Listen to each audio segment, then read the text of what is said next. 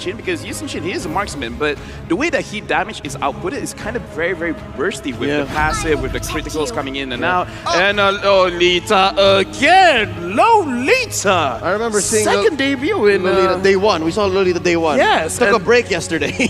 Yeah, Lolita looking all right. Probably can deter the Brody a little bit, the Selena a little bit. Cannot do much on the Eve when the damage coming from space.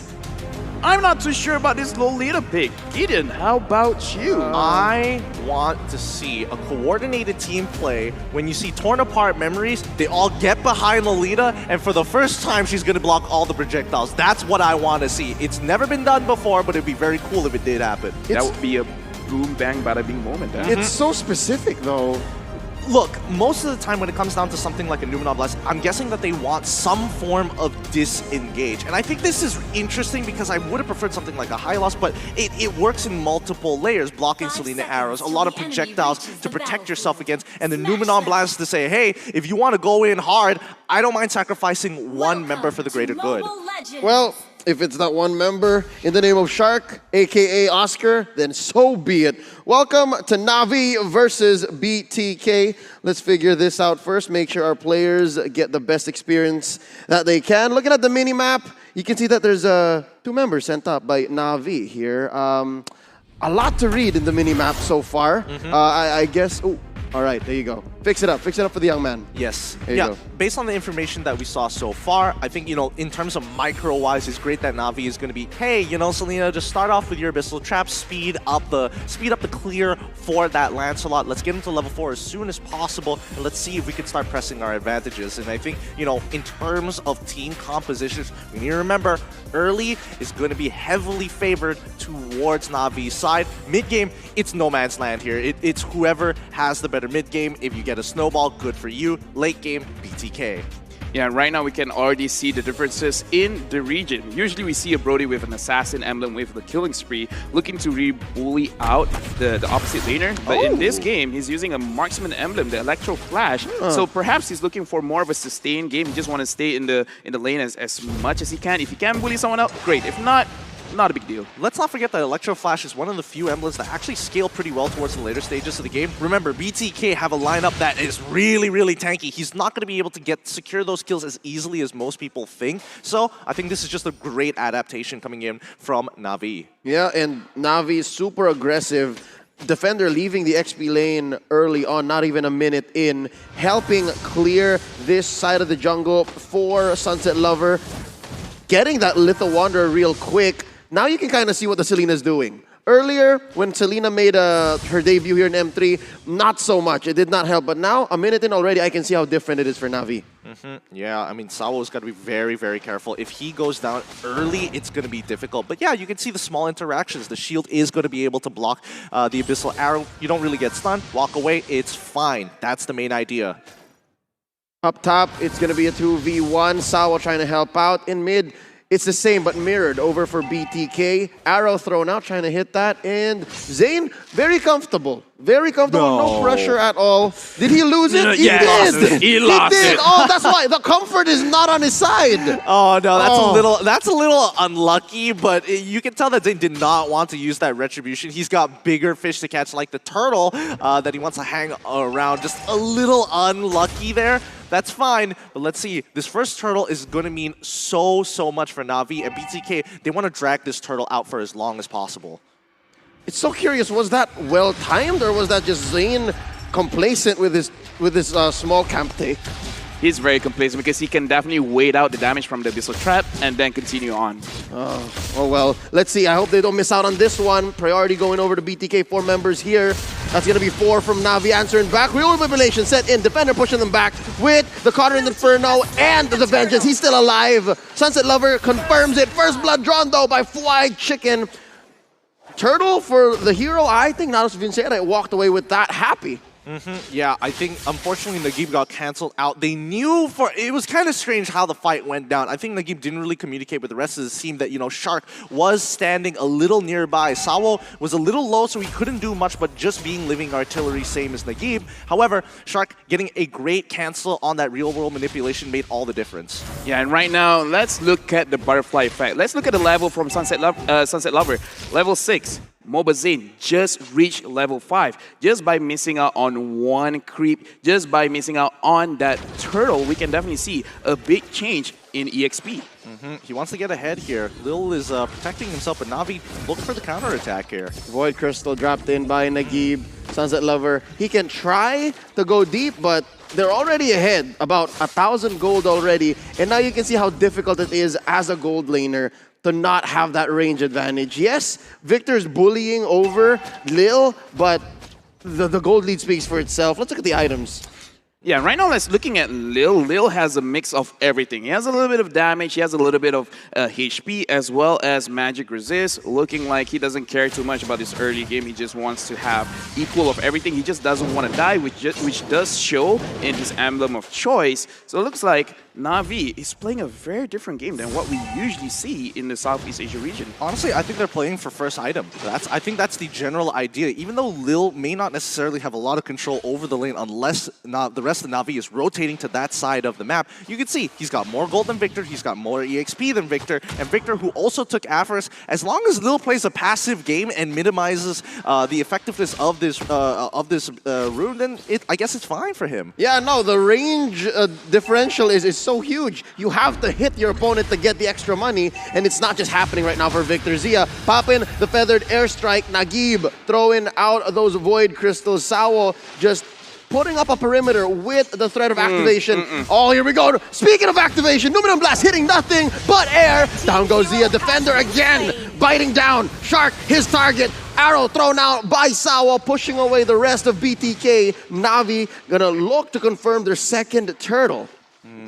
Okay, nicely done. Very nicely done for either teams. They have very clear ideas of how they want that fight to shape out. And the moment it's not going their way, they back out there. Turtle slain here, brought to you by the STB. My goodness, so far it's been going pretty good.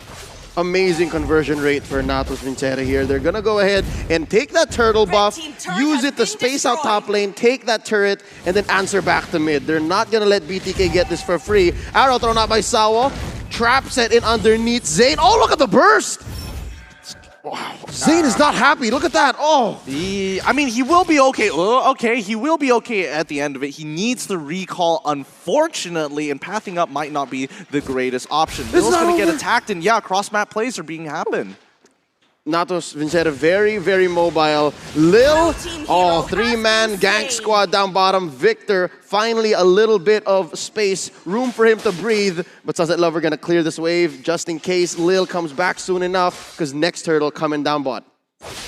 With 60 seconds on the clock here, the question is how is Navi going to be going above and beyond, right? When it comes down to choking out the jungle and really getting ahead in terms of that gold. So far, it's going well. It's 1K, but it's 6 minutes in. They've got about less than 2 minutes before they start getting into mid-game. And so far, BTK making sure that even if they do get cut, there's barely any bleeding. I would even make the argument BTK is still winning.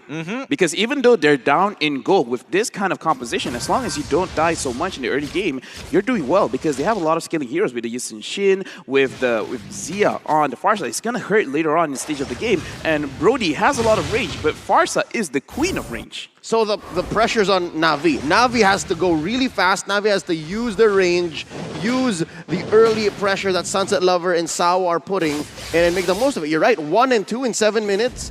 That doesn't really inspire any sort of confidence. I think the worst part about it all is that Navi is trying to use bush tactics to their advantage, but when you're up against someone like Yisun Shin, the mountain structure just gives you way too much information. They have to come up with a different plan, and I think split pushing is what they've decided on. And slowly, I think Navi's using this pressure, using this time to kind of change up, get their hands on the clutch and change the way that they attack, because instead of looking for fights, instead of looking for kills, they're taking turrets.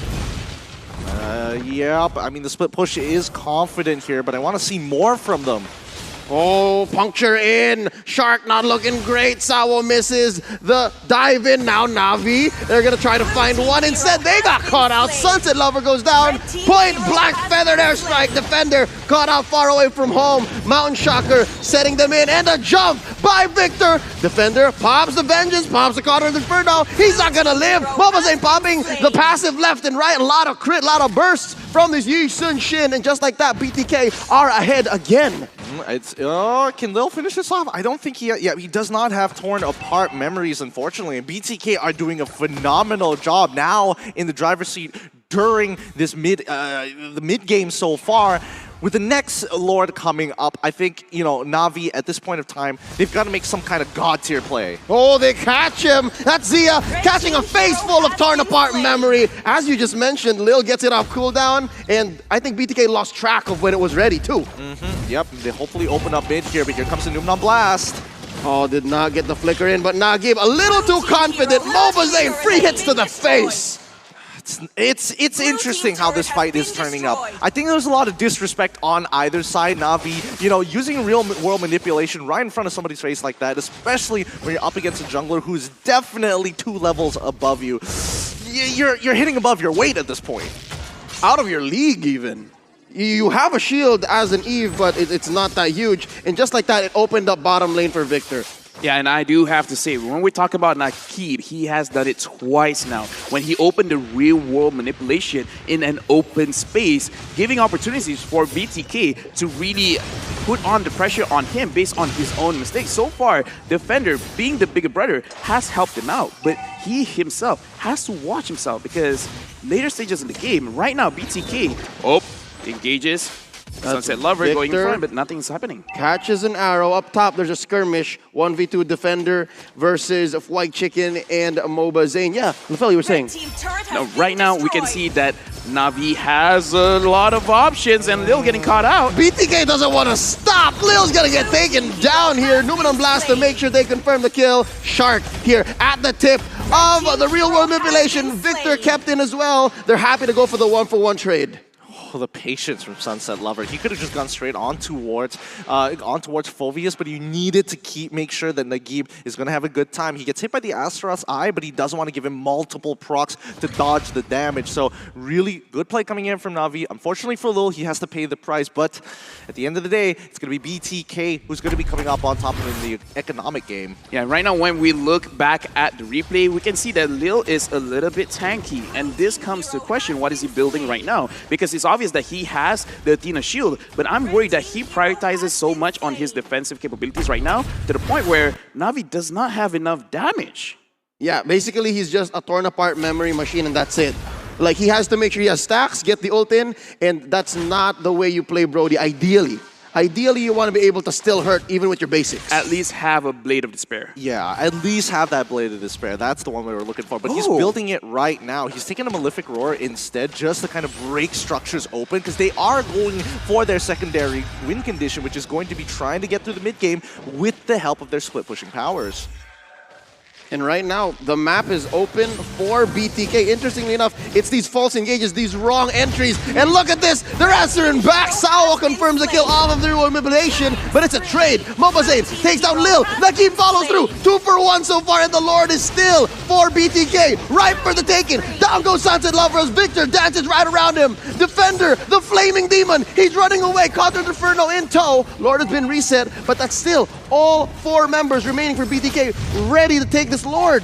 What a turnaround. What a retake. Ooh, that was good. That was good coming in from BTK, but Navi needs to realize that going in with so many dashes, Fried Chicken, he's having the time of his life here. He's like, when do you want me to use my ultimate? Now? A bit later? I can wait. It's fine. Give me another proc. I don't mind. There's no way they are getting through this absolute trope of BTK when they're surrounding and making sure Mobazane has the space. hyped up Mobazane has not disappointed as of right now. Again, people know him as a marksman main. And when he positions like this, even though it looks bad, it's still good. And the fact that BTK, they have the instinct to always look at him and it's like, wait, he's a bit out of position. We have to go to him. We have to protect him. And in this kind of situation, BTK looks more experienced in team fights. Oh, just like that, Nagib destroyed by BTK, and they're not done. Luminum Blast keeping him in check. Shark gets 3 for none, double kill for Mobazane, and they're still going in. Sunset Lover, Thornton Rose to survive the assault. Lord marching down bottom. What a synchronous push. Top lane, tier 2, bottom lane inhibitor. You could count the seconds before it's over, because ladies and gentlemen, BTK has come to play. They take down Navi. GG, well played. The Bloodthirsty Kings take their first win here at M3 against Navi. A really good game as well. Great draft overall. It really set in stone how tempo needs to be controlled here. And you need to have tempo setters, or more so, if you want to be aggressive, you got to be hyper aggressive.